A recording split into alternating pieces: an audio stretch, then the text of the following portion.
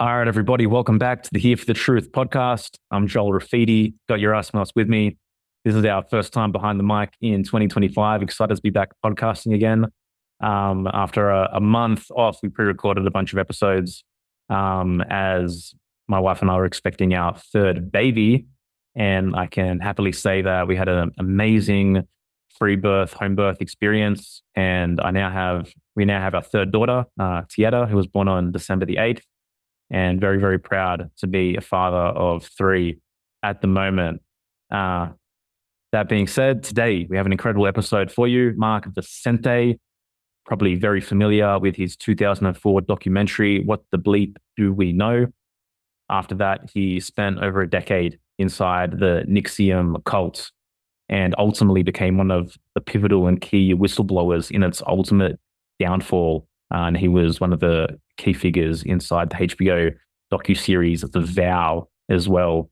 So this is an amazing conversation. We get into a lot of relevant conversations, which you guys know we love to have in terms of the nature of cults, narcissism, groupthink, collectivism, what's happening within the individual, which leads them to these kind of, groups and behaviors, and also just the nature of the guru. Why do we even still need gurus? So now it's 2025, and I'm hoping that continues to come crashing and come to an end as well.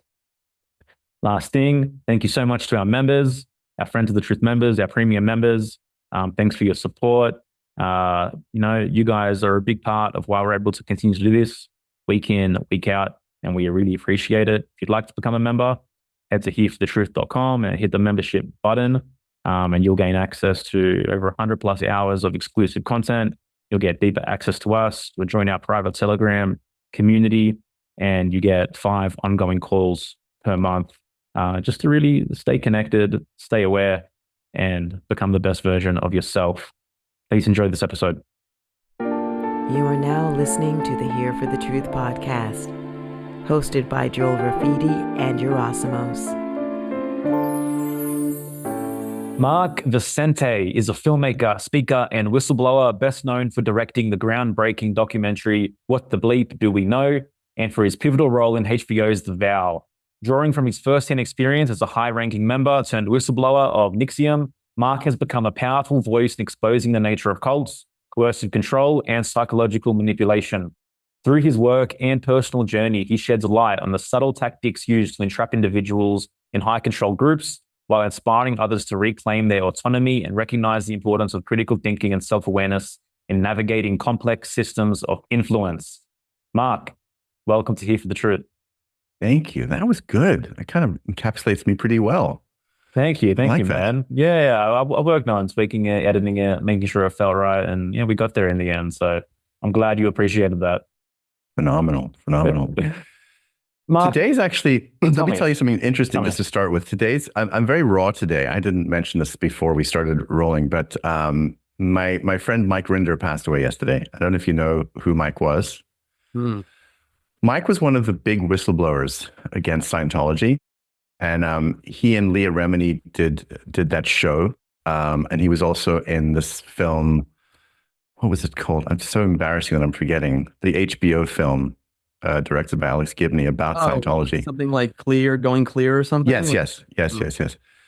And Mike wrote a book recently called A Billion Years, his so-called billion-year contract. So a little raw today because Mike just passed away yesterday, and amazing human being, like a complete warrior. And he's been battling them, for years. And a lot of us really looked up to him, because he was like, Yeah. And our stories are somewhat similar. He was also very deeply in Scientology, and he then worked to expose them. He was very deep in. He was like in their legal department. He was the one I think that helped them get their status, the tax-free status, which I know he was not happy about later. So yeah, just lost a good friend yesterday. Really sorry, man. Thank you so much for sharing that. What would you like to have said to Mike in terms of his legacy? What would you have said to him if you had? Honestly, I think I said a lot to him already. We did this wonderful podcast together, and we spoke now and again. And honestly, I was just always grateful to him, because basically, as we were waking up, what we were turning to was like there weren't a lot of books at that point. This was 2017, but there were there was this TV show that he and Yerasimos were doing, and we were watching it and beginning to understand, oh shit, this is how it worked. And then one day he reached out to me to ask me to be on their podcast, and we started talking a lot. And being on their podcast was like therapy for me. But the thing about Mike is just his generosity and his, such a kind man, but also a warrior. You know how sometimes you meet warriors? Like these are people that know how to fight, male or female, but they have such gentle souls. And Mike was that kind of guy, just really, really cared about people. So one good thing is I don't feel that anything was unsaid. I feel really good about that. Amazing, man. Thank you so much for sharing. And yeah, absolutely. We honor Mike and everyone that continues to pave the way for, more truth, and for us to have the capacity to hold more truth and to hold more darkness as well, I think. That's it. Yeah. That's it. Yeah. That's it. Mark, one way we always like to kick off these podcasts with the first-time guests is we'd love to dive a little bit deeper into your personal hero's journey. Like, what are some of the most transformative rites of passage that you've experienced in your life that you feel like led you down this path? Because I don't believe in accidents or coincidences. I think we're all given a blueprint that ultimately leads to the blossoming of who we're born to be. Yeah. What would you say some of those pivotal moments are for you? I spent a lot of time in the bush outside of Johannesburg growing up because I spent time with my grandparents because my mom was getting divorces, and there were different struggles happening with my mom and her various husbands. So I got to spend a bunch of time with my grandparents, and there were some really pivotal things that happened. Growing up like in the bush, because I was between being in the bush and then going to boarding school, which is also in the middle of nowhere. And there were a couple of things that happened that were really interesting. The one was, I remember, and it's so funny that Mike just passed away, but I remember one of the earliest sort of inklings I had of this sort of otherworldly nature of things was I remember one of the family dogs died, and I was asking questions like, well, what happens? What happens afterwards? And they said, well, then they become spirits, and I remember staring at the bush where the little dog was buried. And either I imagined it or I saw it, I'm not sure, but this interesting spiral and this sort of shimmering in the air. And I thought to myself, I think that's what spirit is, So I became very obsessed with like the other things that we couldn't see. And this was a very strong obsession of mine. And I remember going to my mom saying like, there's something I want to study, but I don't know what it is. And, I thought maybe it was Kung Fu, and it wasn't that. And I thought it was karate. It wasn't that. It was something. I didn't know what it was. And much later, my mom sort of introduced me to like Hinduism and Buddhism and the New Age and a bunch of stuff. So it started making more sense. But there was this one moment, I think I was like maybe 8. And I was back staying with my grandparents. And I had seen my mom and dad, this is my stepdad, had taken me to see this musical in Johannesburg. And it was called Ipitombi. And it was a lot of like Zulu and Sotho dancing and singing and that kind of thing. And I was obsessed with the music, and obsessed with the drums. And I remember going back to be with my grandparents in the bush. My mom and dad went off somewhere. Maybe it was, I don't know what they were doing. I have no idea. My mom and dad were also spies. So it's a very complicated existence.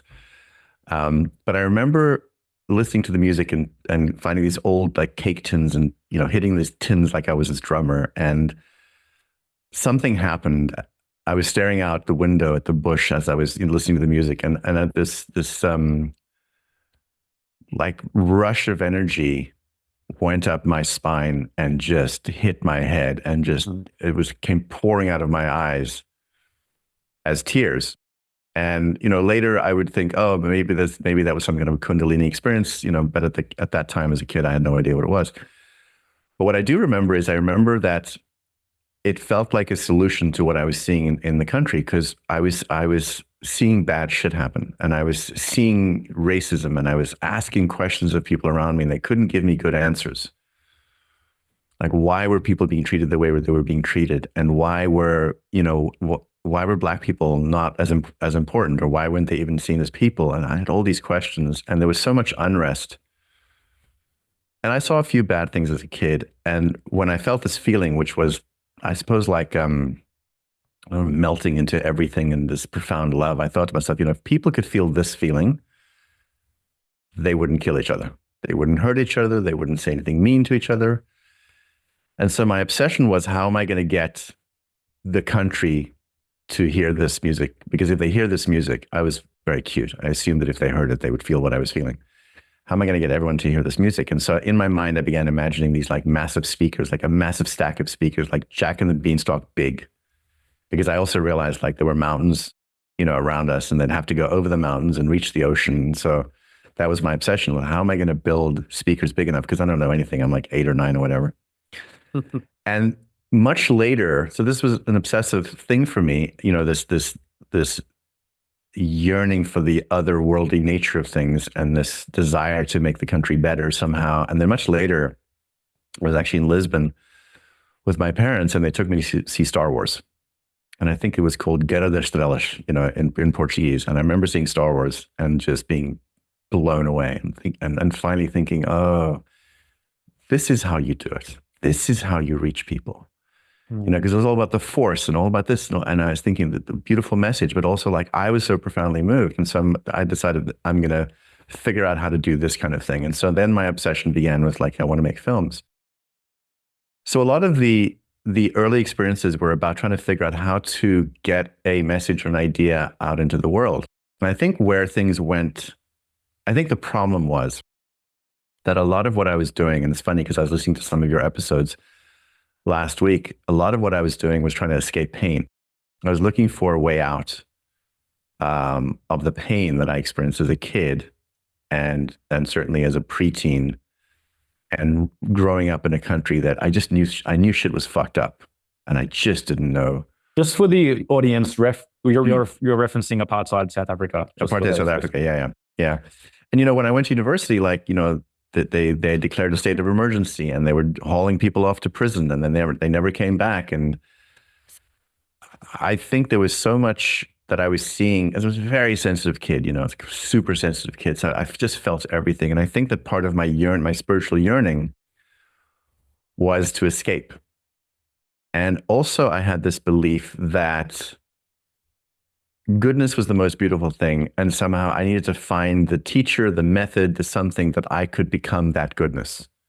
I wanted to be as good as, Jesus Christ was, but also at the same time I was having trouble because I was abandoning the format of Christianity, but there was something very beautiful about these, the Buddhas and the Jesuses and that kind of thing. And so I felt I didn't have it, but I had to find it. Mm-hmm. And that feeling of I didn't have it, I have to find it, is what led me to study a lot of things and go meet a lot of spiritual teachers and join a lot of organizations. Until, my last foray, which was, which ended in 2017, which is I'd been in this organization for over a decade. I was traveling between LA, working on films, and then traveling, back to upstate New York where the organization was.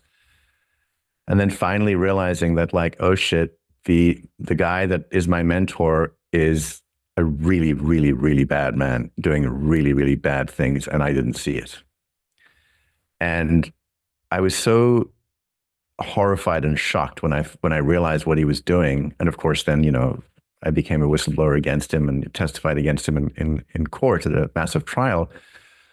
But the obsession began trying to understand, like, how did that happen? How did I get misled? And I'm going to jump to what normally might be at the end of a kind of discussion, but like I had this profound realization, which is to do with the hero's journey. If I was to pull back, and I only thought about realized this in about 2019, 2020, this was after the trial. If I was to pull back to not little Mark, but like big Mark, behind me, above me, what are we going to do with this guy that's so obsessed with finding goodness outside and refuses to really look inside? What are we going to do with him? How are we going to break this spell?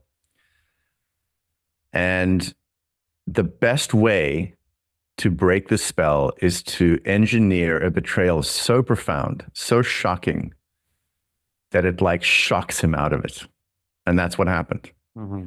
You know, the person that I considered my mentor for like 12 years turned out to be maybe a psychopath, probably a sociopath, doing horrible things. And the shock was so profound that it destabilized everything inside of me. And, you know, I was having like suicidal ideation, and I was collapsing completely because my entire world was like upside down and inside out. And I described it to some people like in Stranger Things, you know, the upside down.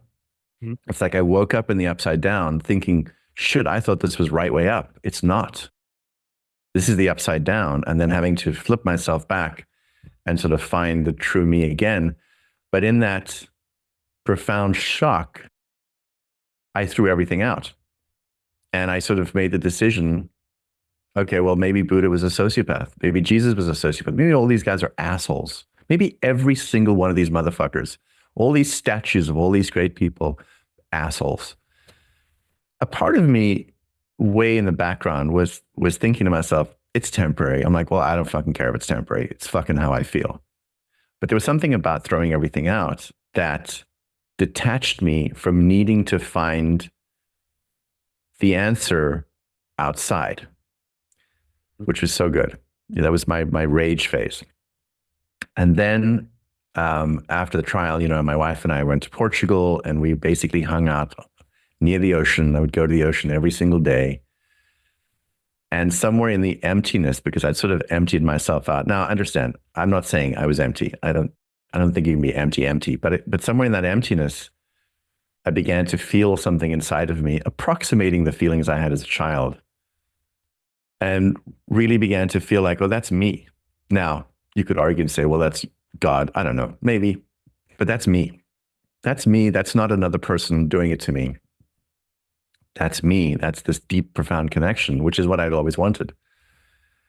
And somehow this horrible thing that I went through, this shocking betrayal, was just what I needed to shake me out of it, to find me again, because there was almost this pathological refusal to look at myself as the source of everything I loved, if that makes any sense. Yeah. I was the goodness that I was looking for. Yeah. Otherwise, how could I project that on everybody else, you know? So that's been a hell of a journey. And there's obviously a lot more to it, and, you know, things I haven't even uncovered yet. But that's the thing that I've learned in a nutshell from this dive, you know, like disassociating from pain, you know, looking for an escape, getting utterly lost in thinking that the thing I needed was out there. And then finally, after an enormous shock, realizing, oh no, it's here. This thing I'm looking for is here. And that's the end of the story. But that's how it was for me, you know. That's how it's been. Thank you for joining us on the podcast. Yeah, thank you for joining us. Yeah, and we're done. Yeah. Mark, do you think growth can happen like without pain? Like a certain type of growth, like evolution of soul, of spirit without pain? You know, I'd hate to say yes or no, because I don't fucking know. Yeah. I just don't see how it's possible, though. Because I'll give you an example. So for the last few years, I've been working on a film, you know, in which I've gone to interview self-confessed narcissists, you know, sociopaths, psychopaths, you know, put them on camera, ask them questions about, you know, their darkness. And I've seen a lot of darkness, you know, so I've gone into hell, and I've seen deep levels of depravity, and I've sort of allowed myself to try to understand, you know, the motivations behind those things. What's happened as I think as a result, you know, maybe it's not causality, but it feels like it's causality. What happened is that I feel goodness, love, all those things far more profoundly than I did before I looked into hell. Mm-hmm. After looking into hell, like, and now I truly appreciate goodness and how difficult it is to maintain a kind of love in the face of some really, really bad shit. You know, I mean, you can say you love somebody, but I don't know, like, do you? Like, what if when it gets tough, that's when you know? So maybe I'm saying you have to have pain. I don't know, because maybe there's circumstances where it's not true, but certainly for me, it's been true. Yeah. Well, everything needs contrast, right? Like without so. contrast, there's no perspective. Like when I heard your question, Yerasimos, it's like, I would like my kids to be able to grow with less pain without having to, feel the harsh lessons that I had to feel. So it's like, what are we passing on? Can we make the pain less? Can we make the pain easier for future generations and for the future of humanity? And a part of me is inclined to believe that that is possible and that someone can learn with more ease, I would hope. I mean, I would think so to a certain degree. I mean, do we really have to experience the levels of pain that we've experienced? I mean, maybe based on our own story, but when we think about passing on future generations, do we create individuals or nurture individuals that have more capacity to navigate things in life so they don't have to be smacked in the face as hard, 20 years down the road, potentially? I don't know. I mean, it's an individual story for each person, but yeah, yes. And I will also say that I feel, so I'm 59 now. I feel the richness of the shit I've been through. Yeah. Like I've been through shit, and there's a real richness in that I wouldn't change anything. Like who I am now, I like who I am now. And if changing anything means that I wouldn't be who I am now, I think I want to enjoy who I am now because of like all the crap I've been through, all the heartbreak, all the disconnection from self that hurts so badly eventually that I had to find connection.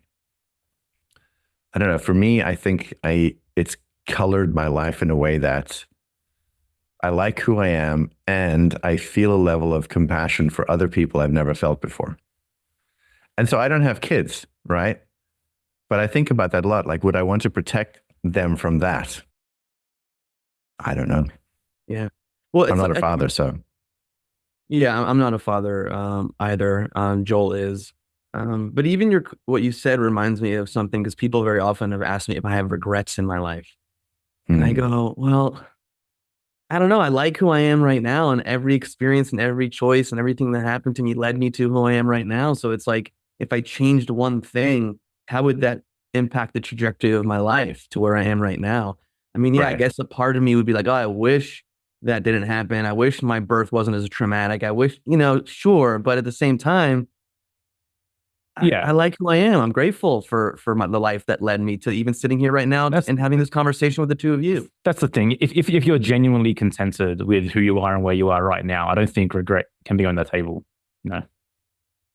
Yeah, and even last night, I had a really good cry by my friend Mike, and it felt very painful. And then a part of me was like, man, I am alive to feel this. Like I am here feeling this. How fucking lucky am I that I can even feel this, And I think that we shy away from we shy away from pain and we shy away from a lot of difficult things. But my God, we're so lucky. Because I don't know, what if I'm outside of my body? What if I die and I'm astral and shit? I don't know how any of it works, right? But what if I can't feel the same things? What if it's so beautiful that here I feel these things? Because I don't know what it's like outside of here. Or maybe I can't remember. I have no idea. Yeah, there's a richness in the entire spectrum of human experience, I think that, like Yerasimos said, it's just about building our capacity to appreciate that richness and recognizing that ultimately all things are held in balance and everything does happen for a reason, even if that means for the benefit of the individual's journey, which is obviously something that you've experienced firsthand yourself. I want to get into one of the main topics I wanted to discuss with you, which is like just the makings of a cult, like generally. Why and how do cults form, and why do they become so appealing, to certain individuals? Yeah. So I have this not a long video, it's like an hour-long video on YouTube on my YouTube channel, my podcast called What is a Cult? And I go through like, I think 25 or 26 sort of things.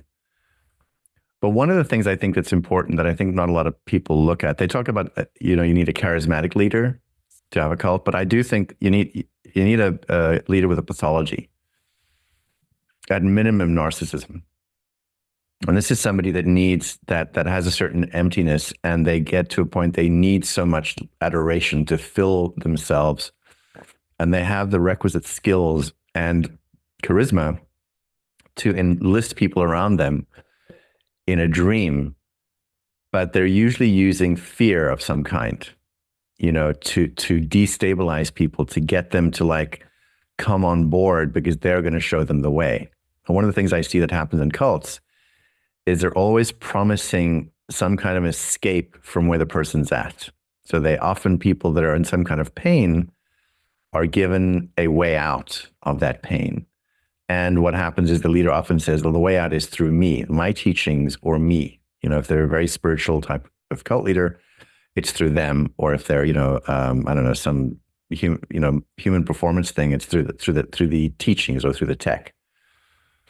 And there's always this interesting bait and switch that goes on because you're promised to dream. In some ways, the process of the way a narcissistically abusive relationship works is the same as what happens in a cult.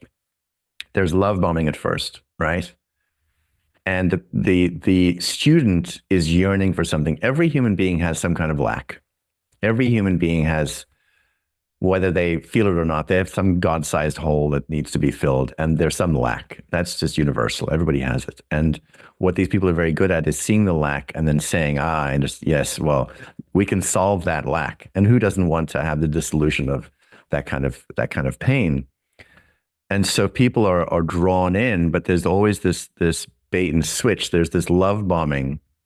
They're promised this community in this world. I mean, when I went into the various organizations, the community was incredible. This last organization, NXIVM, when I went there, everybody was so nice, and like so excited that I was there. And I didn't understand that they'd studied me for weeks to figure out how to get me. But it felt really good. It felt really good to be part of a community. And as somebody that always been the black sheep kind of everywhere, it always feels good to be part of a community that doesn't think you're a black sheep, like, you're normal. You're like, I'm normal. That's amazing. I feel great. So you get enrolled in this sort of, with love bombing. But then what happens is eventually they start to isolate you from everything, your support system. They start to say things like, well, nobody understands you the way we do. Do your parents understand you? Does your brother and sister understand you? They even try, does your wife understand you? Does your husband understand you? And do you think this is like a premeditated step-by-step thing, or is it something that's happening on a more like unconscious level? I think with some people, it's premeditated. Like if you look at intelligence manuals, like what the CIA does, they purposefully destabilize people so that the person is so lost, and then they give them something solid to hold on to, and then the person latches onto that. They do that in interrogation as well. So if the CIA knows how to do it, and all the other intelligence organizations know how to do it, then yeah, people know how to do it. But I think a lot of it is pretty unconscious. I think the love bombing thing can be purposeful, but I think it also can just be part of how they do it. What I'm learning about narcissism more and more with this film I've been making is that people may not realize this, that the narcissist kind of falls in love with their target. They kind of idealize their target. They think that the target is everything they've ever looked for. And they have this image in their head of the perfect other. And then they make this person the perfect other. And so they're enamored with this person. And they do all this stuff to get the other person enamored with them. Until the difference between their fantasy and reality starts to become too big, and then they get angry at the person for not being the perfect fantasy that they had. And then they start to devalue them. I don't know how conscious that is with a lot of people. I think that's pretty automatic.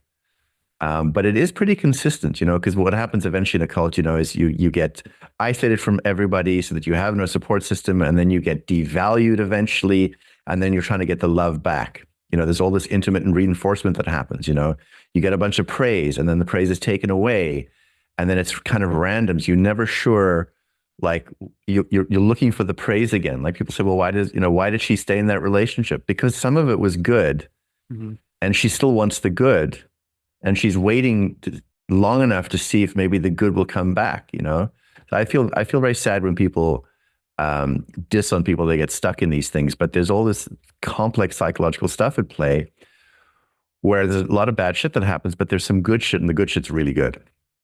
And so you're like yearning for the good again, and you stick around through the abuse. So there's all these patterns that seem to happen and play out in cults that, as I say, are very similar to the way they would play out in a narcissistic abusive relationship, Yeah. And Mark, earlier you said that they had like planned, they knew things about you. Did they want to bring you in because of your filmmaking? Were there certain reasons? Okay. Yeah. They saw what the Bleep Do We Know. They were like, we got to get this guy. And I only found out later. I found out 12 years later, like with the year I left. I contacted somebody that had left before, and she said, oh yeah, I was in those meetings. They planned everything. They listened to every TV interview, radio interview, everything you'd written. We studied you. We tried to figure out how to get you. We figured out what your values were and what you yearned for. And you wanted to make the world better. And we thought, great, that's how we'll get him. So, got picked up in a Learjet and, got flown all over the US. And, they said to me, oh, we're going to help you make the movies you want to make to change the world. And I was like, fuck, I'm in. It wasn't that fast. I'm just giving you the generalities. But the idea that somebody would be able to help me create the things I wanted to create to make the world better, because that was my desperate, mission. I was like, this is fantastic. And also what they offered was, we have a way to help defrag the human personality, because all the things that you think are bad in the world are a result of bad programming. We have a way to change programming very, very quickly to help people become more optimal, to help them become more moral, more ethical. And I was like, well, that's amazing. Let me try it. And so I tried it, and I thought it was amazing.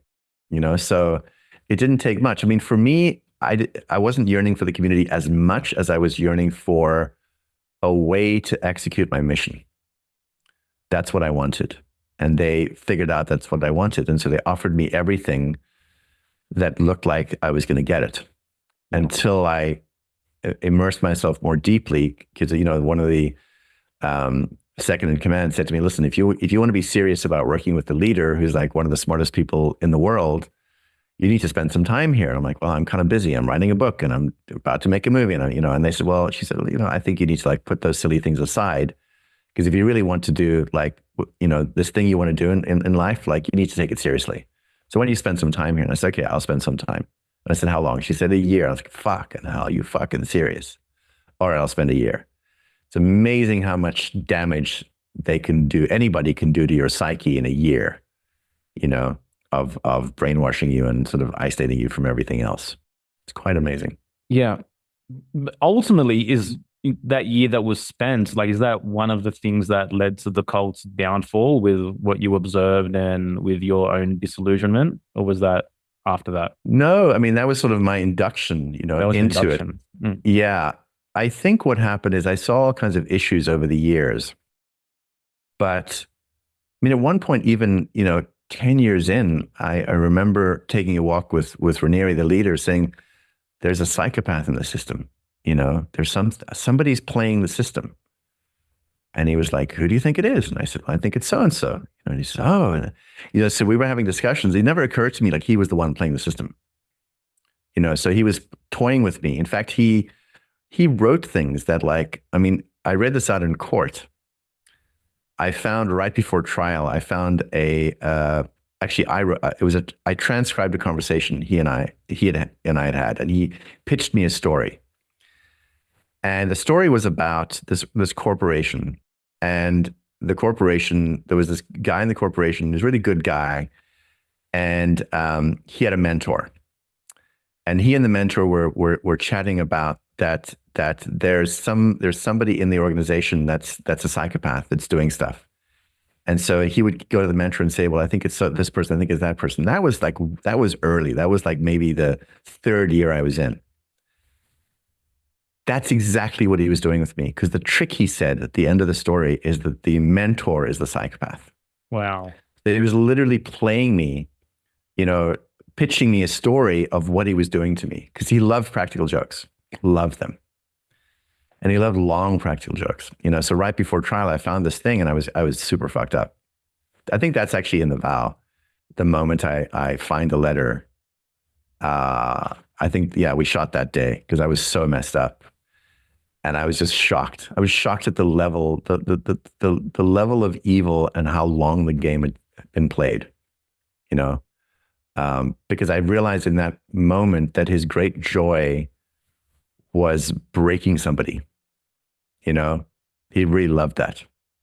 And he talked about that. He talked about in the actual education, he talked about a person who's a psychopath who gets to a certain point that they actually are in pain if other people are happy and enjoy when other people are in pain.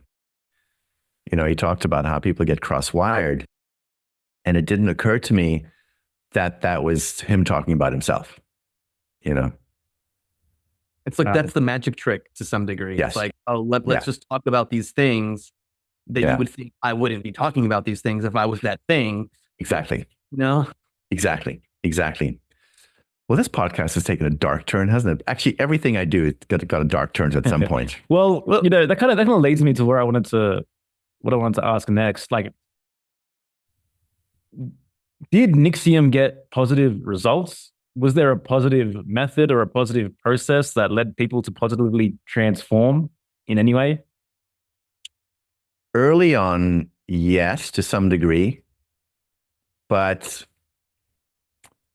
I don't know. It's like, I'll give you a metaphor for a second. Let's say I take the two of you on some kind of a survival thing and I'm just fucking with you the whole time, but you get a bunch of skills out of it. Like I almost kill both of you because I'm having fun, and you guys for the first 3/4 of the journey, you think like I'm actually really trying to help you. And towards the end, you realize like, I think he's trying to kill us. And I am trying to see how far I can get before I take you out, and the joy I'm going to have when you're holding on to the last fucking twig on the cliff and I don't help you and you realize, oh fuck, he's trying to kill me. That's such an exciting moment. Now, let's say you survive and you say like, man, I really got a lot out of that. Okay, good. That's kind of the metaphor I use because inherent in the tech was this wanting to find what your deficiency is. And your deficiency is this, this thing that you believe is missing inside of you,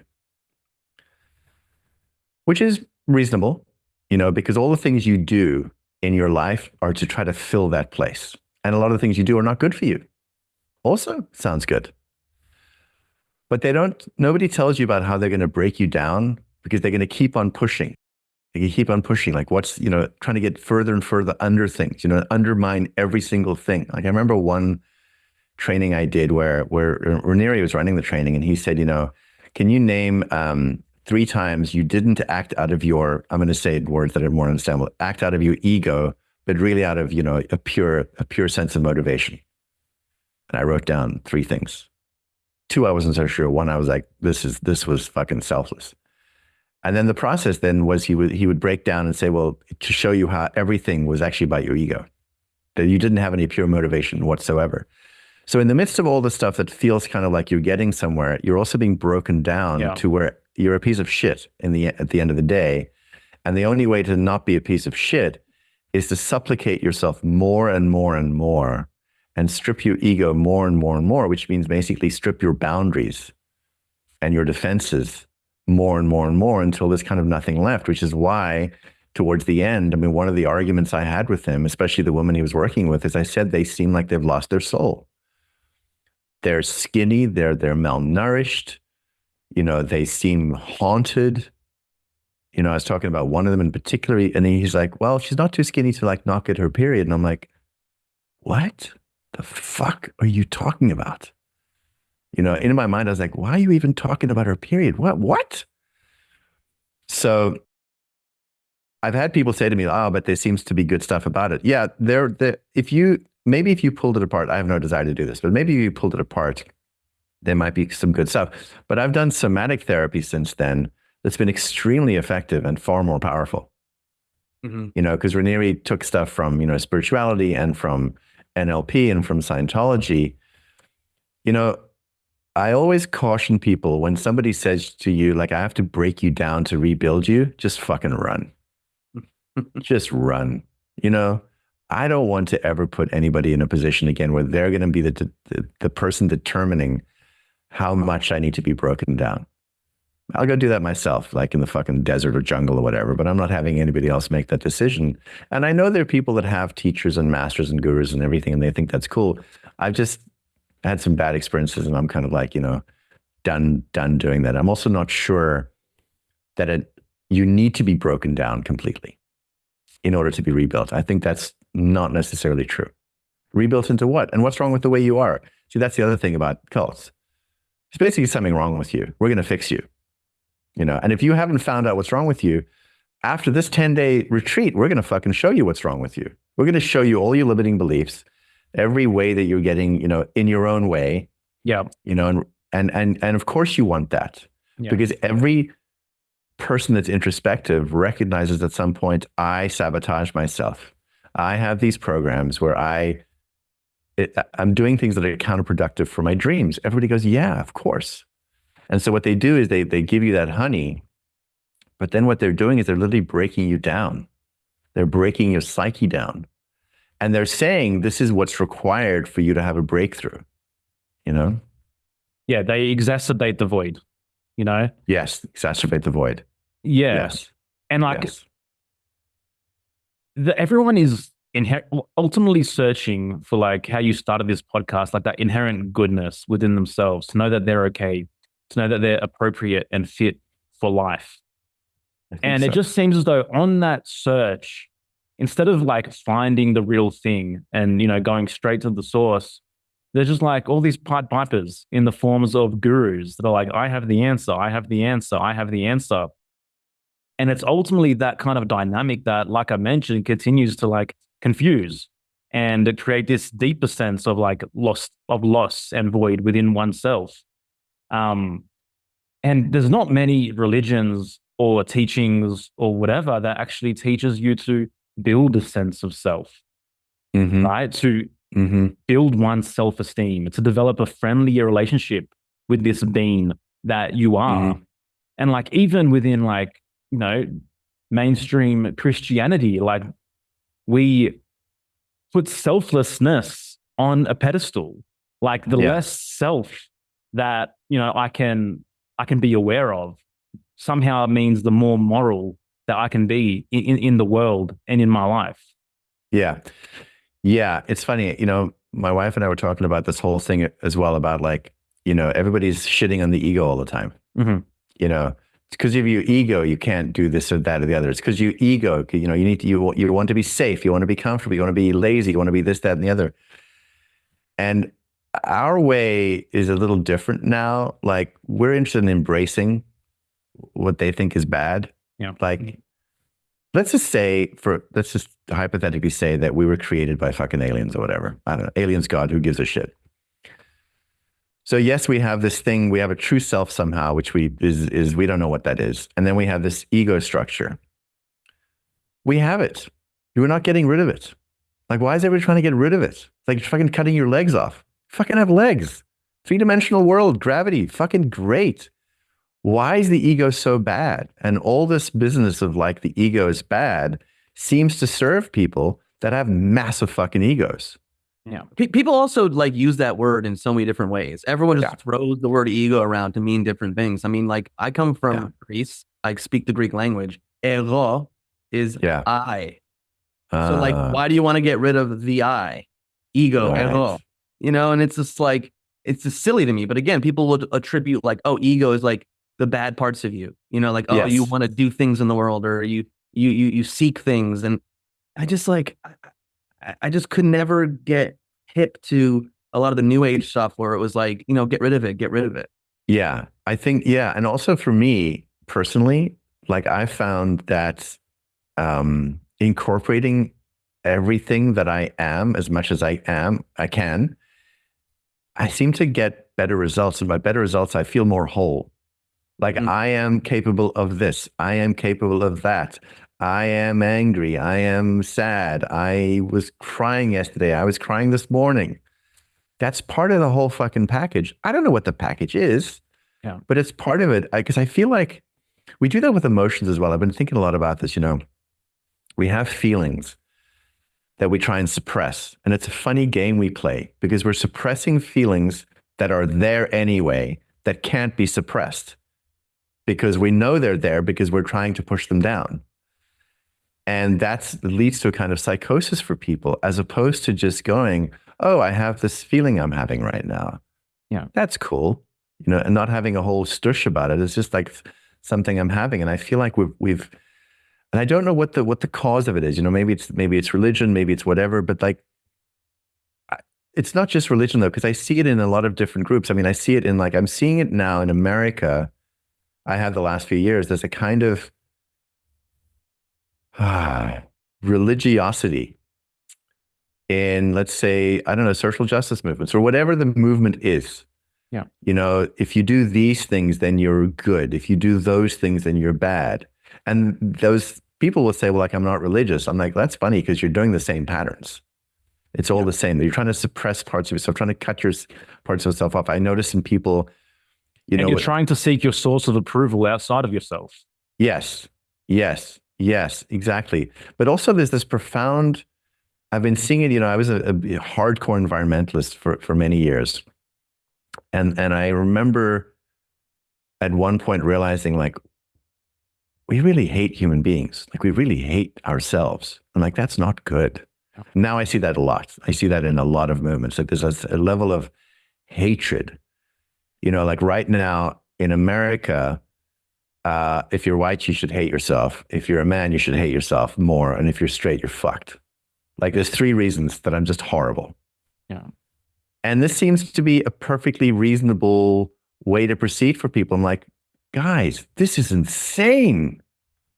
We're just walking around with cue cards of oh, you're this as well. This week you're hating yourself for this. I can't believe next week you're hating yourself for that. I can't believe we invited you on. This is our last straight white man for the year. Okay, Yerasimos. I know. See? Why would anyone listen to the 3 of us? Why would anyone listen to us? Look at us. We're just horrible people, I think. And by the way, go. Do you guys know Africa Brooke? Yeah. I know of her, but I don't know. Yeah. She's a good friend of mine. And I was on her podcast. She was on mine. We were having the same conversation. Do you know that podcast rating got such low ranking? People disliked it so much. Wow. A black woman from Zimbabwe talking about these things, and they just hated it. And I was like, what? Mark, it's internalized white supremacy. I mean, of course. Is that what it is? That's what it is. That's what it is. What we're hitting on, I think. Oh, sorry, you go. Well, I was going to say just what you said before. I think also people don't understand the shadow side of the activist archetype. And I feel very often it's a self-abnegation. It's I have to put all my focus on the external world because I don't want to shine a light on my own consciousness and the reality of my own being. Yes, I totally agree. And I've also been thinking a lot about, I did a podcast episode about splitting, that when you're a kid and everything's good or bad only. I do agree. I think there's so much discomfort going on internally, the things that a lot of people don't want to deal with. So they just externalize it. The way people hate on certain politicians. I'm not going to get into which ones because people can figure that shit out. But where people are obsessed with one politician or another, and it's like they've made themselves all good, and this one figure on television is all bad, is the cause of all bad things. I say to people, okay, let's take X politician and get rid of them. Problem solved? They go, yeah. Really? Yeah. Really? That's going to solve the problem?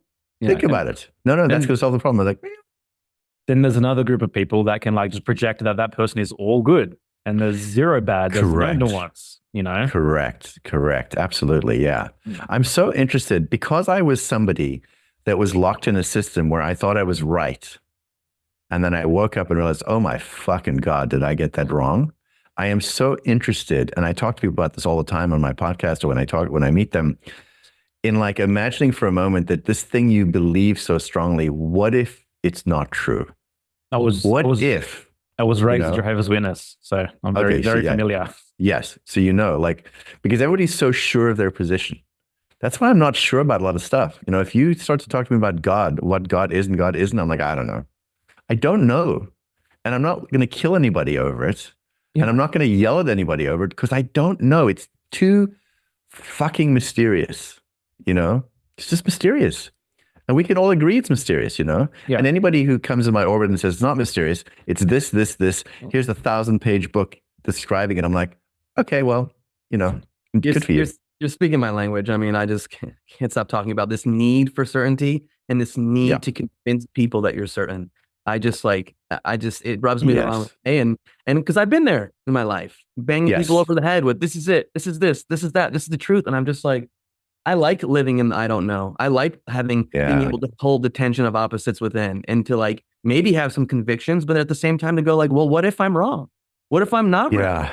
And to dance with that and to hold and to like, I don't know, it just feels more rich and more full than to just be so self-righteous and so sure of myself. Exactly. And also, if we are to, as everybody wants to have diversity, the way you have diversity is this attitude. That's how you have diversity. Yeah. Where you're not like shopping to make people wrong about stuff. You're curious because you don't know yourself and you want to hear somebody's perspective. Yeah. I'm genuinely interested now. When I hear people say things, I start to dive deeper. It's not, sometimes it's in person. Usually it's on the internet. I dive into their social media account because I'm trying to understand why do they say this thing? What is going on that they're so impassioned about this thing? Not because I think they're an idiot, because I'm trying to figure out like, what's going on that they believe this thing so much? Have I ever believed something that much? And usually the answer is yes. The answer is usually yes. I have been just as fanatical as what I'm seeing in them. And then I dig down and I go, why was it? And I go, well, because I had this fear. And I go, I wonder if they have that fear or a fear similar to it. Yeah. This is why the inner work is so important, to be able to sit with your vulnerability or, your inner child or whatever the case may be, or just get to know different parts of you. Because when someone says something that triggers you, like if you don't have the capacity to sit in that unknown, which is a vulnerable state, you're just going to go straight into dismissal and ridicule and judging the other person. Like, but if you sit there even for have like a split second of like, well, what if they're right? What does that mean about what I believe? Yeah. It's a whole different story. Yeah. And I want to give you some nuance with that as well now, just because this is interesting, because this is what my cult leader Raniere did as well. But he did it really to destabilize us, where you never stop questioning, what if I'm wrong? What if I'm wrong? What if I'm wrong? What if I'm wrong? Where it got used as a weapon. Something really beautiful, because I think that what if I'm wrong is a phenomenal question.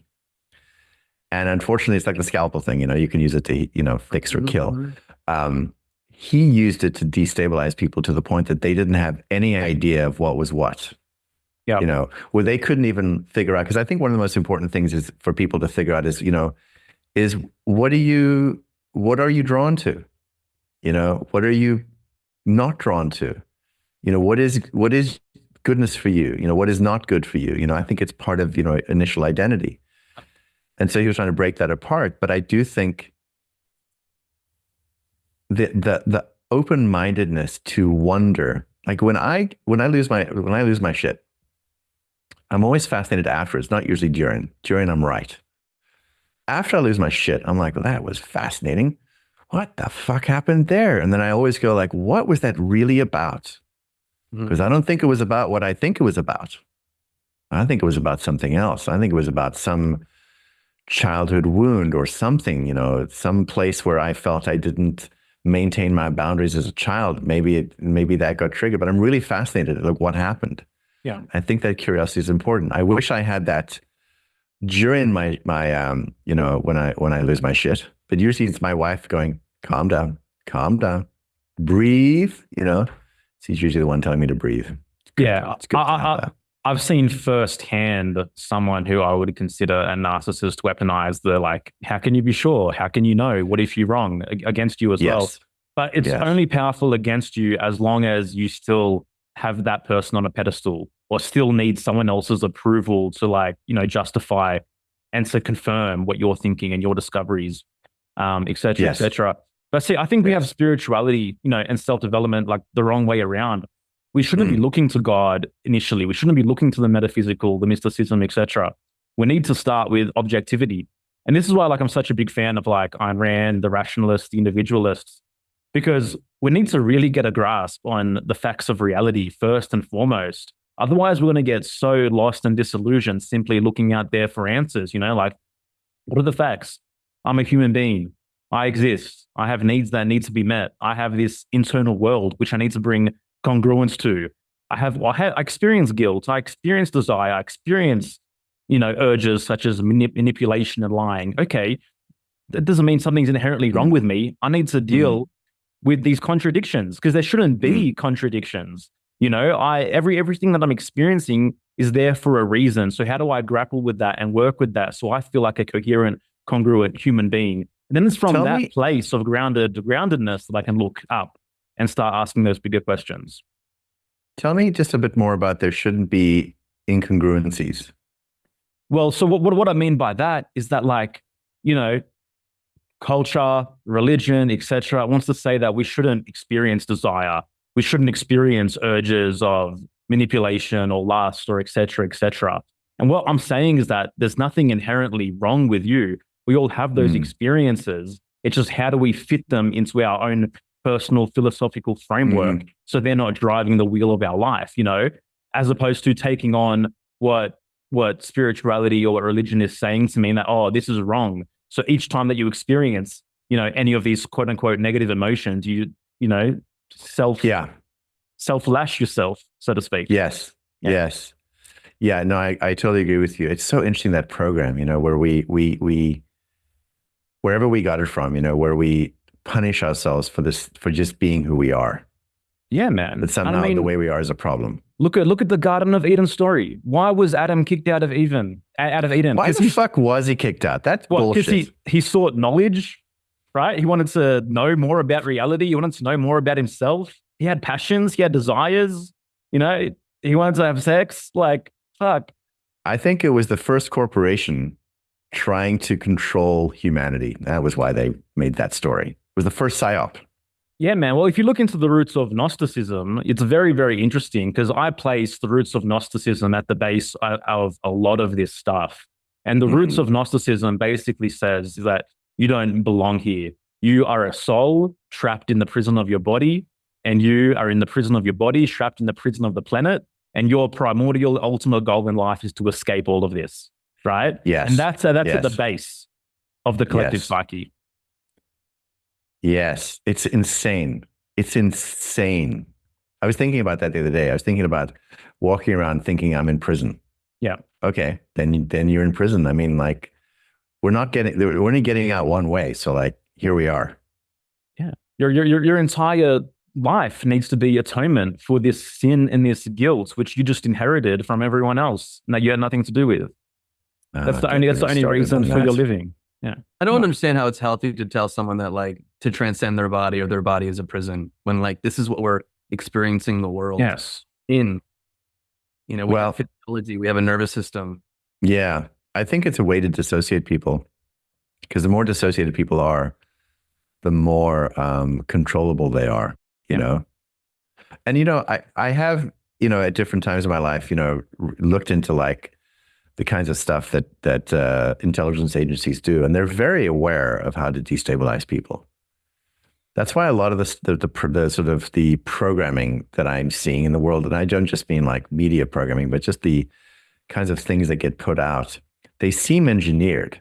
Yeah. Because when you go back and read the manuals of what intelligence agents are taught, I mean, people that like, interrogation people, for instance, it's kind of what's happening on a world scale, like you destabilize everybody, you terrify everybody, and then you get them to the point that they're so desperate, then you give them something to hold on to, and you capture them completely. And I see the same thing happen. I mean, I was looking at the news. I'm always making jokes like, okay, so that's not working. So now it's aliens. Okay, now it's fog. Now it's fucking what? Like, seriously, guys? Like, who are you people that keep on coming up with this bullshit? Yeah. And people keep believing it, though. That's the thing very often. I know. I feel like the numbers might be getting a little less, but Yeah. And I think that's one of my obsessions is I want to teach people about patterns as opposed to, like, I'm not that interested in talking about specific politicians. Because I think the minute you get caught in specifics, you lose the pattern. Like if everyone's just so focused on like, I don't know, the fog, it's all about the fog. You might miss the pattern of, yeah, but the year before it was about this, and the year before it was about this, and you need to see the pattern of over the years. What's your profile? What's the thing around your profile picture? Yeah. That you're supposed to do this year, because if you do that, then you're a good person. That pattern to me is far more interesting than the specifics of what is being expected of us. Yeah. Well, people also get way more defensive when you start talking about specifics. They get more emotionally attached to it. So when you kind of zoom out and look at the patterns, I think an individual that might be hijacked by certain specific things might be able to hear things and see things. Yes. Yes. In fact, so when I was just pre-waking up, my wife had already woken up from the cult. And she was talking to an exit counselor, and they were talking about how to help me. And so what they did is she would instruct my wife, and my wife would put in front of me things that talked about patterns, because the cult exit counselor said, do not criticize the cult leader. He will just clamp down completely. You have to talk about things that are adjacent, that are related. So one of the things she did that was very smart is there's an actor, his name's Jason Begay, and Jason Begay is in a bunch of big TV shows. I've forgotten, like cop shows, and I love him as an actor. And so she said to me one day, hey, I see that Jason's got this video because he's just like come out of Scientology and he's talking about Scientology. We should watch it. And I watched this like 2.5, 3 hour video, and I'm like, oh, that's really cool. But what she was doing was implanting in me multiple different variations of what I was in to help me see the pattern. And I didn't have any charge on Scientology. So I would listen. I didn't have any charge on words like high control group or high conflict group. I had charge on the word cult. So she could never use that word. And so that's what in the end helped me wake up, is as I watched more and more things, I was like, oh my fucking God, this is the same, Yeah. So, yeah. What was the specific, was there a specific aha moment of like WTF? It's hard to say. I mean, there was a moment, there were a number of moments, but one of the moments was, and I think this is in the vow, because my phone calls with him were recorded. In the vow, it's in the vow, I think. I called him one day and I questioned him about things I was hearing. And I said to him, there's all these girls that you're hitting on. He goes, I'm not hitting. I said, well, you are Skyping with them.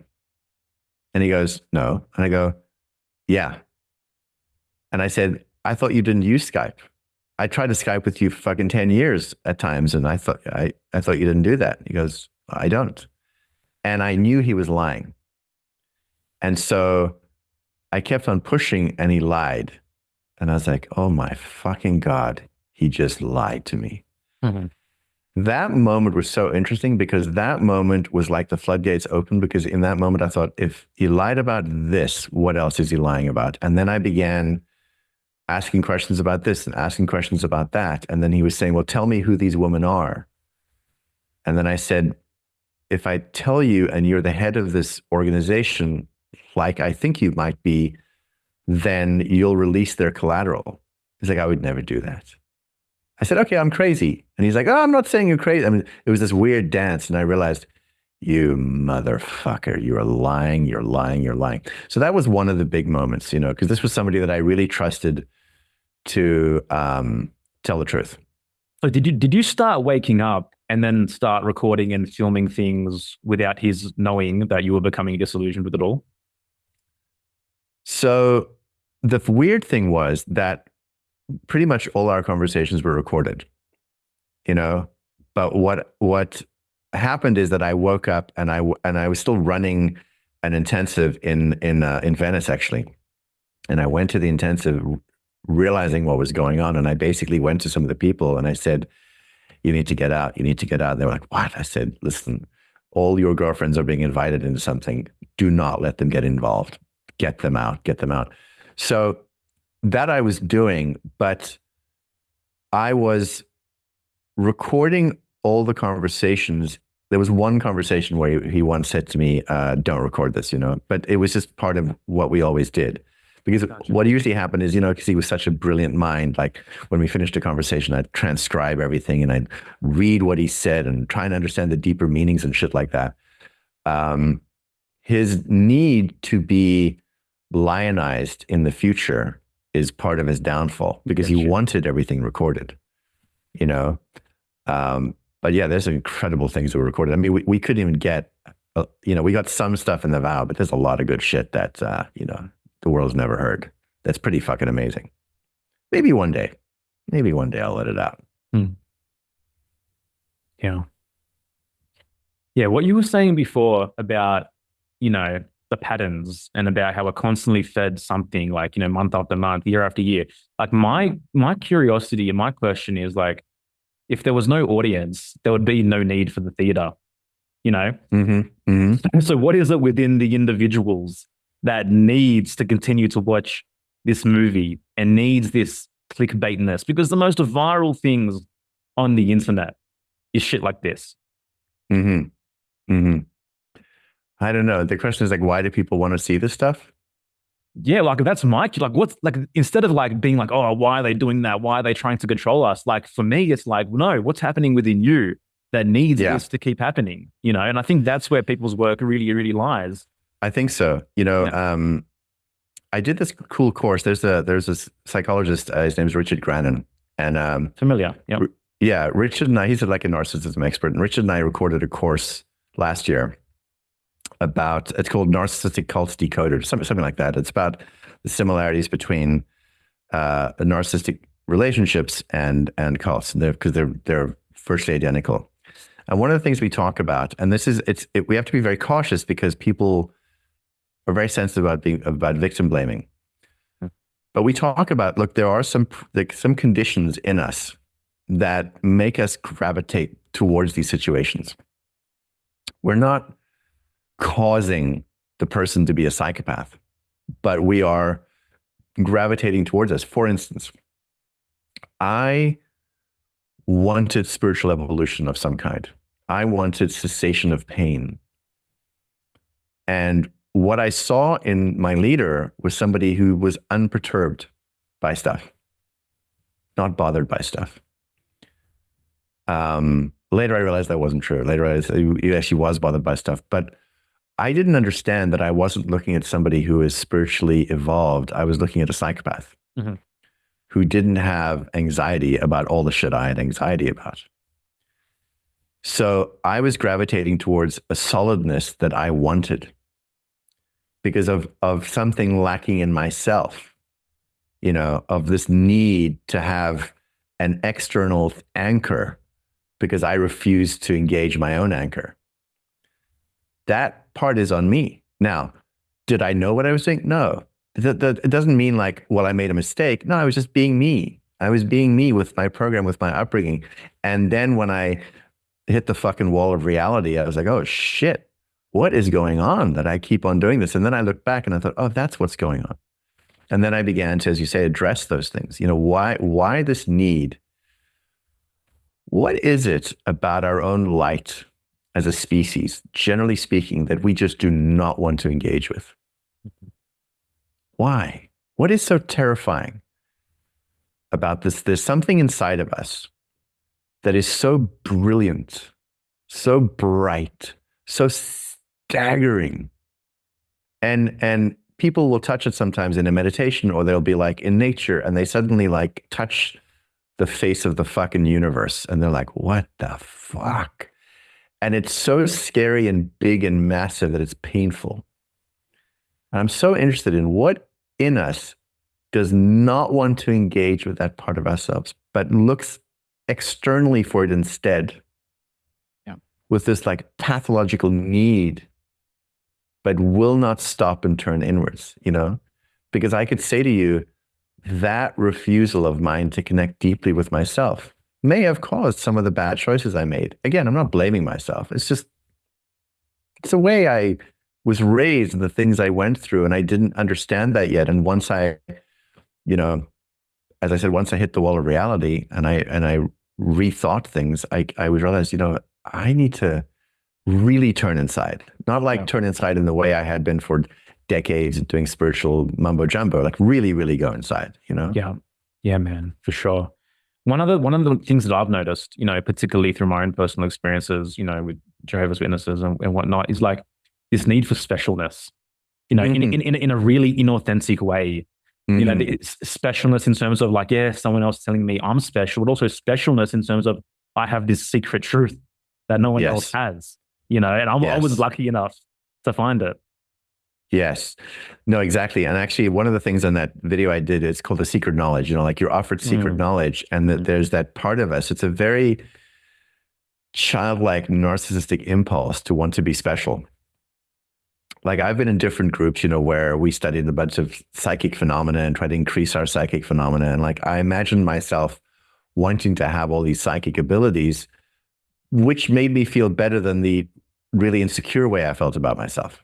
Like if I imagined myself having special powers. And then in NXIVM, in the last organization I was in, there was a certain intellectual prowess. People would come in to take trainings with us, and he had taught us to see people like computer programs and just listen to them and listen to them and listen to them and start to map out.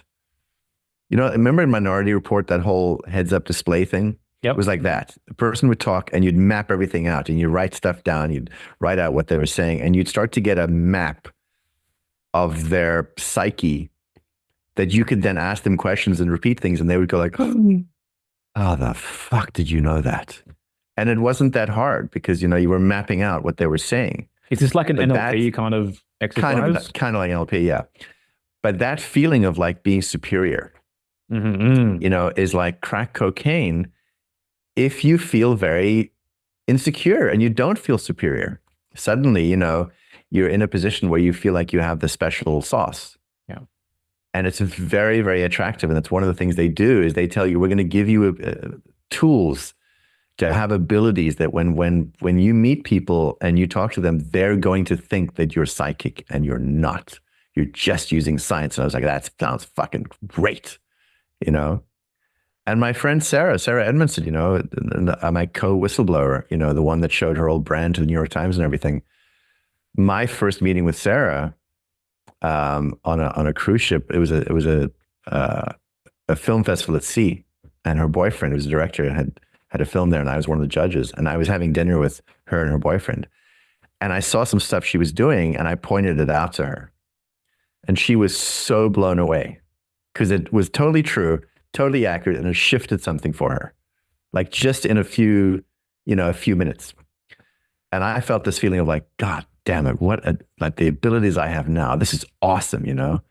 And she was like, oh my God, how do you know this? And then she was like, I'm going to come and do the shit you're doing, But I agree with you. It's a terrible temptation. And again, if I had really had the tools in my life and the willingness to dive into my insecurity, I wouldn't have the need for specialness. Mm-hmm. But I didn't know any better at that point. Yeah. You mentioned it, so I'd like to kind of enlighten those that don't know. Can you speak into what branding is and was within NXIVM? Yeah, basically, so NXIVM was a human performance program, a so-called business program. But basically what it was, the outside of it anyway, was to help people defrag their, limiting beliefs and, help them become more ethical and moral and decisive and a whole bunch of things to clean up their psychology. But inside of that, on a deeper level, what he was doing was he had a whole bunch of women that were swearing vows of obedience. In order to really get themselves to the next level, they would swear, vows of obedience that they would do whatever they were told to do. Sort of like being, in the army, the tip of the spear kind of thing. It was just to point the spear wherever. And what they were doing was they were giving collateral that could be used against them. That's how serious their commitment was. What none of them realized is that he was at the top of everything. So it looked like a boot camp for women, but it was actually, he was controlling everything. And so once a person had already given collateral like naked pictures or pornographic pictures or, false confessions like my father raped me, which wasn't true, or, pins to all my credit cards and, bank information, whatever. They were trapped. And so they kept on asking these women to do more and more, and they couldn't say no because they had the threat of the blackmail hanging over their head. And then at a certain point, he came up with the idea of like branding them with a symbol, a sacred symbol, like right on their pubic bone, like right near their vagina. And when I first saw the brand, my friend Sarah showed it to me. I was like, oh my fucking God, that's his initials. Oh and so what we began to understand is that his initials were being stamped like, and like what was happening is without anesthetic, they were being held down by other women, and a doctor was using a cauterizing pen to burn the brand, the symbol, on their pubic bone mound. I mean, really close, and that's what made us finally realize, like, oh God, it's like he's branding cattle. Like this is what they do with prostitutes. This is what men that are running prostitution rings do with their prostitutes. They literally brand them. And when we told people that that's what they were doing, they wouldn't believe us. I mean, there was a lot of disbelief as we were trying to tell people, like, this is the shit's really going on, they just wouldn't believe us because it seemed so weird. Like, why would this saintly philosophical scientist be, branding women? And he was basically, at the end, he was saying, well, this has nothing to do with me. And I was like, it definitely has something to do with you, But that's what the branding was, It was some dark shit. And also just to understand, people understand that because they were all collateralized with blackmail over their head, he could do whatever he wanted. He could instruct a slave below him to tell this girl to meet him, in a shed so he could go fuck her. And they couldn't say no. They could say no, but then their shit would be released into the world, and they would be disowned by, their families or whatever. So they were put in a horrible, horrible position. It's amazing what fear will make you do. Yeah, which is why the woman that decided to walk away, like in Sarah, we did this elaborate thing where she was heading back to upstate New York, and I had arranged for her to do a detour, and we made up a story that somebody was sick in her family, and I got her to the FBI. She was sitting with the FBI because they were wanting. Because I said to them, like, I can give you, people that will talk to you, and they were looking for like underage sex and financial crimes, and I was sending people into them. But it was a big risk. The woman that actually spoke out, it was a big risk because they had given a lot of collateral. That was very embarrassing. It was very difficult for them. And I said to them, I said, look, I can't guarantee it. I don't think they're going to use it, because if they use the collateral, then it's going to basically make them look more guilty. They did actually release somebody's collateral during the trial. And a part of me was like, good, you just fucked yourself. Yeah. Wow. Yeah. So NXIVM, as part of their defense, released somebody's collateral. Well, they didn't officially. I know who did. One of the people that had a video of the branding ceremony of one of the lead witnesses released that because what they wanted the world to see is that she had agreed, she had consented. Now, if I blackmail you, with some really bad shit, and then I make you say, I consent to this, you're going to say, I consent to this, and I video record you. Now, the question is that consent? Well, the answer is fucking no. Yeah. And so they video recorded her asking to be branded because that was part of the protocol. Plus, was she going to say no? Well, fuck you. You have all these confessions that you've made, which are not true, that are going to get released to the world. So what do? You just, and then you have the pressure, which happens in cults, of like, well, I want to be strong, Yeah.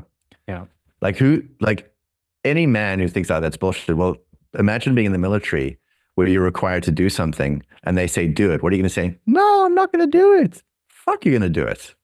In the military, you're going to fucking do it. You don't want to be that person.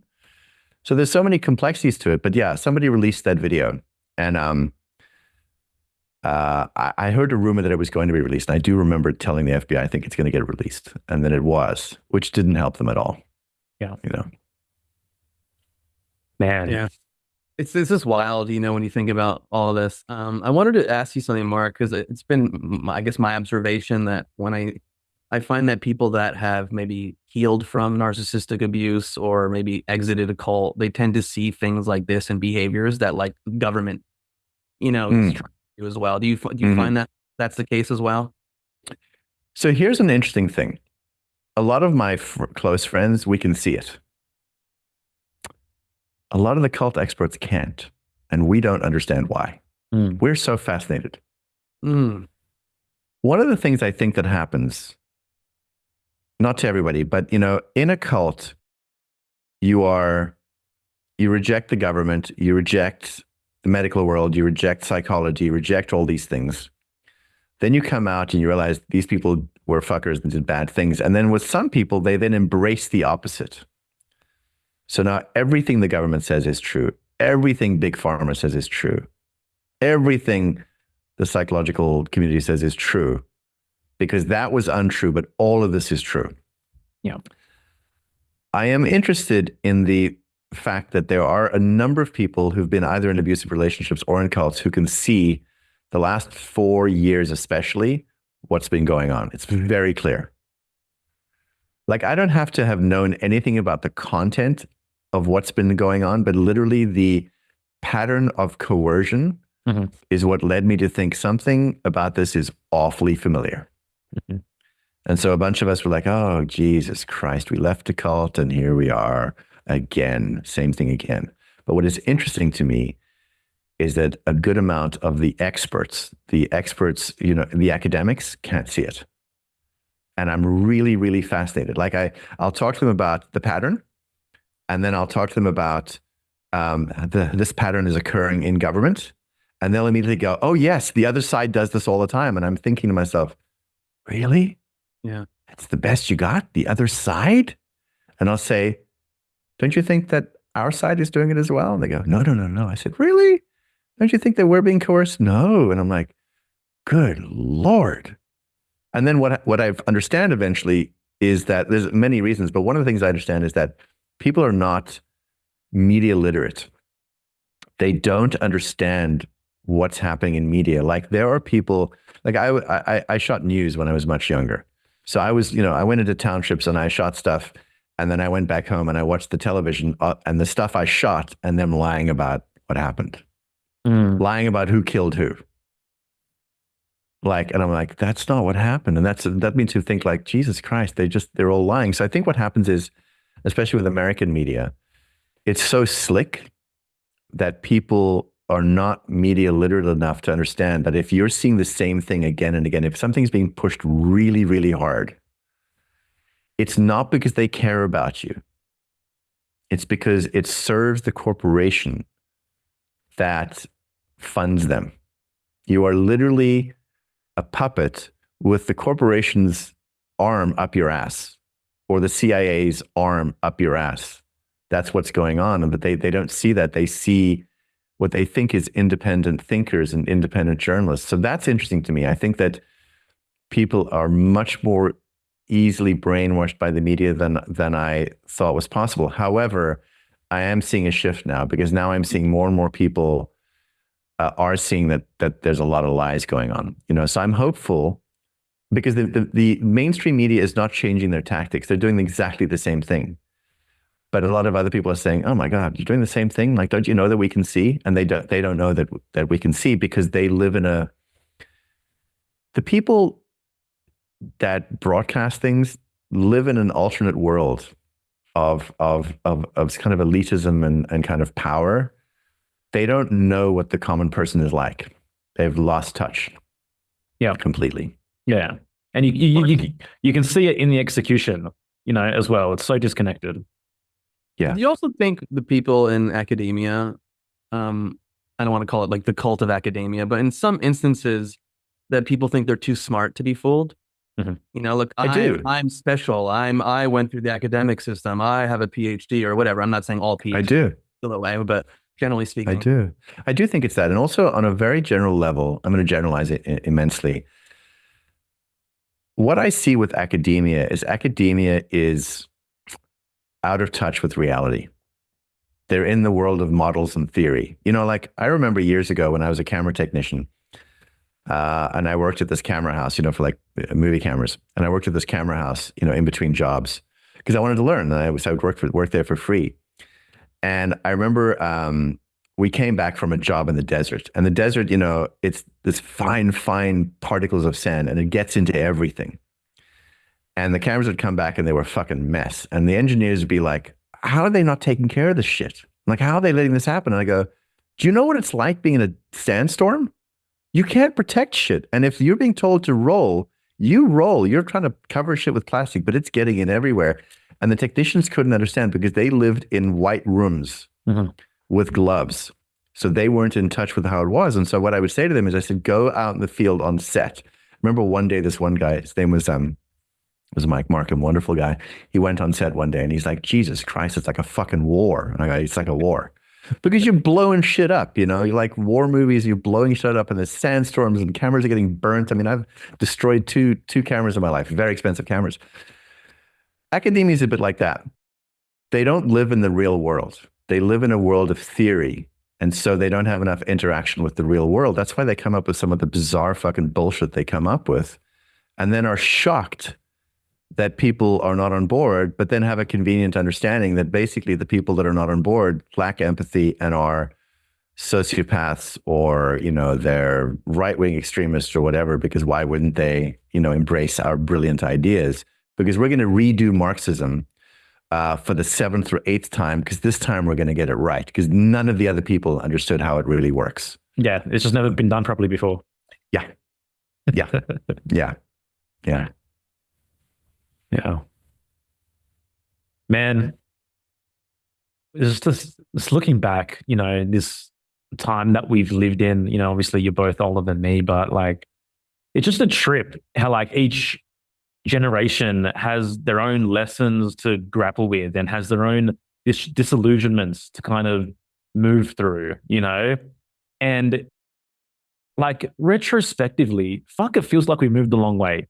You know, when I really feel into it in terms of like, you know, late 90s, early 2000s, so kind of the conversations we're having now and what we're experiencing now, like things move quite rapidly in hindsight, I feel. They do. But you know, I feel like what we're going through right now in North America is the loss of innocence, which is not a bad thing necessarily. Yeah. Because I think you kind of grow up, you know, after the loss of innocence, you kind of grow up. I think the next few years is going to be more and more loss of innocence, because I think that people have wanted to believe in certain things and believe in certain institutions. So I don't know, I look at, you know, the evolution of a person, you know, where you believe everything and everything's possible. And, you know, and then at a certain point there's disillusionment. But when there's disillusionment, it's usually about your parents. Oh my God, they're just fucking people. Yeah. They're not gods, you know. But then what happens is you find you make your own way if you become an adult. Maybe that's where we're heading. Yeah, totally. I hope. Man. I hope. I personally enjoy the psychological wilderness. You know, I enjoy not having any clear, you know, benchmarks or institutions or whatnot to kind of like point the way, because that way is always kind of bullshit. You know, I like, you know, as Rand would say, like make your own mind the final arbiter of truth. And I kind of feel like we're all called to that precipice at this point in time. I agree. And because the other thing I'm seeing as well is people are so disillusioned that they're throwing everything out. Like it's all bullshit. You know, everybody's an asshole. And I'm like, no, but I do think it's great to like, I think we need to turn back to our own values. Like what's important to me, like not stop obsessing about like how corrupt the government is. Yes, they're corrupt. Yeah. You know, I see that Mr. Trudeau is stepping down today. What a surprise. But like, you can't keep on focusing on he's the cause of all the problems. Yeah. Like at some point we have to turn back to ourselves and say, yeah, but what do I want for my life? Exactly. Despite what's going on? Because like people have been through this shit for like thousands of years. It hasn't really changed that much, because technologically we're in a different place, but it hasn't changed that much. And I do think that this fire we're going through right now, I think it's going to turn us towards ourselves, because really in the end, we only have each other to rely on. And we're going to de-pedestalize, that's not a word, like it. de-pedestalize all those people. What's the real word? I like that word. I like it. Okay. Whatever. I like that word. But that's what I think about. We put all these people on a pedestal, we de-pedestalize them, and like now we're just left with ourselves. Yeah. How great, How empowering too, ultimately. Yes. Yeah. And by the way, I mean, I dig your guys' podcast a lot because, you guys are exploring a lot of things, which I love. I mean, I've listened to, I think, about 4 episodes of yours. I really enjoyed it, because it's wonderful because I really like, and I enjoy the different range of people, and like you guys you argue different positions sometimes. Well, I could see this and I could see that, and that's good. And I like the way you guys get pissed off about things. I think that's good as well. But I think I have this insatiable curiosity to try to figure out like what's going on. How am I taking part in things? What do I want for myself? Because I've spent many, many years, embroiled in like a certain kind of spirituality that wasn't very healthy, putting basically my true locus of control and my true power outside of myself. And I'm really enjoying the experience of bringing it back. Yeah. And I think it's funny. I remember when I was a kid, after I left where my grandparents used to live in the bush, I would always dream about the bush. I would dream about the bush because I had profound, profound experiences of connection in the bush. So I'd have these dreams. I was yearning to go back. And then a couple of years ago, I went back, but it wasn't the same, and I was like, that's so interesting. And I realized what I was yearning for was the connection to myself that I experienced in that place, but it was never the place. It was never the bush. And the African bush is a profound, profound place. It's a beautiful, beautiful place. But it wasn't the African bush that caused me to have it. That's where I had it. Yeah. And I misidentified the profound, beautiful experiences that I had as a child as being connected to those places only. Mm-hmm. No man steps in the same river twice. It is not the same river, and he's not the same man. Yes. Yeah. Yes. Thank you for saying all that, and thanks for listening to our podcast.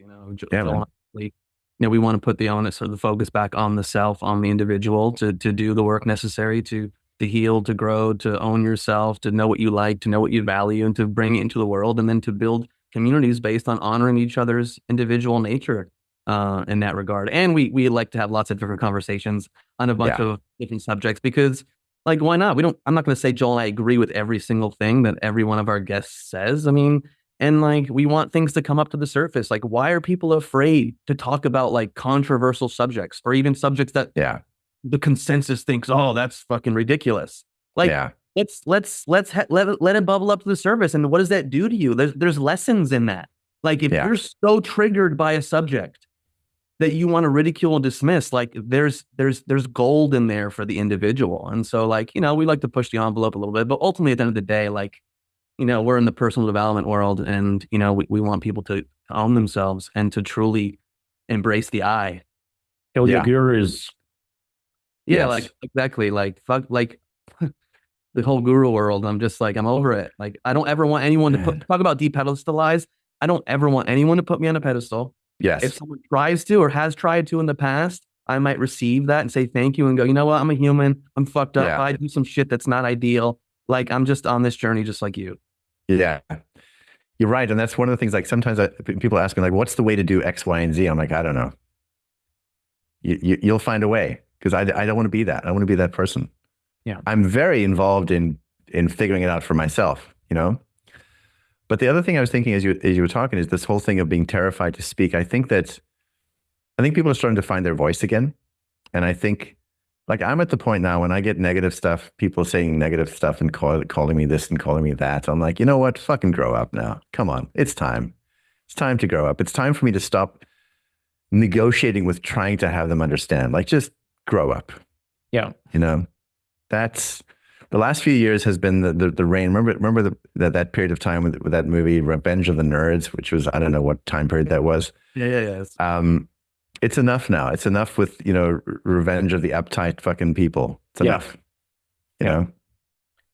I completely agree, man. I'm over the name calling, the ad hominem attacks, like, whatever. Like, I'm over it. Like, cool, do your thing. I'm going to continue living my life and creating a beautiful life with my wife and, building with Joel, and that's that. Like, okay. No, exactly. You can like tell our old high school friends that I'm some crazy conspiracy theorist. Cool. Yeah. No, exactly. I mean, and what I hear, by the way, when people are like that, I literally hear them like they watch the news and then they turn around and do the news talking points. I'm like, I can't talk to you about anything serious if you're doing news talking points. Yeah. The best I can do is, how do you know that's true? Well, I know. How do you know? Well, because I saw it. Well, how do you know they know it's true? And at that point, their brain just frazzles out, Yeah. And, we're at an interesting point because the same thing is happening in the conspiracy world now. Like people have slipped away from, bowing down to the mainstream narratives. Now, every single conspiracy narrative is true.